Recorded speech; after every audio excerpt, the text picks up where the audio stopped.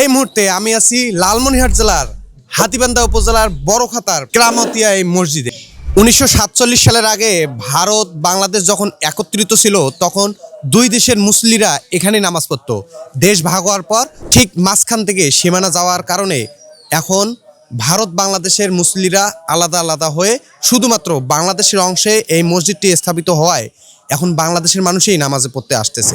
স্থানীয় বাসিন্দারা বিশ্বাস করে এই মসজিদটি কোনো এক সাহাবী এসে নির্মাণ করেছিলেন নামাজের উদ্দেশ্যে।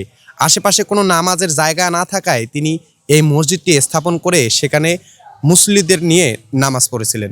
দেশের বিভিন্ন জায়গা থেকে বিভিন্ন নানান শ্রেণীর পেশা মানুষ এখানে এসে তাদের মনের বাসনা নিয়ত পূরণ করার আশায় গরু, ছাগল, হাঁস, মুরগি বিভিন্ন সামগ্রিক জিনিস এখানে দান করে সেই মনের বাসনা পূরণ যেন হয় সেটাই আশা করে।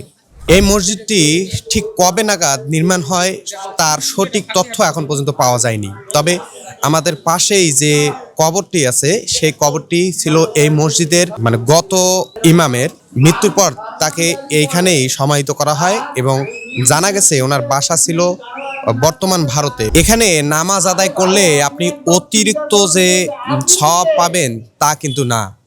এখানে শুধু মানুষ নামাজ আদায় করে, যেহেতু অনেক পুরাতন একটি মসজিদ, মনের বাসনাকে পূরণ করে, এতটুকুই। এখানে নামাজ আদায় করলেই যে আপনি বেশি পরিমাণে সওয়াব পাবেন অন্যান্য মসজিদ থেকে তা কিন্তু এখানে কোনো মসজিদের কমিটি বা কোনো মুসল্লি বলে নাই।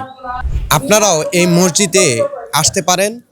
পুরানো সেই সাহাবীদের হাতে তৈরি এই পুরাতন মসজিদে নামাজ আদায় করে প্রশান্তি নিতে পারেন।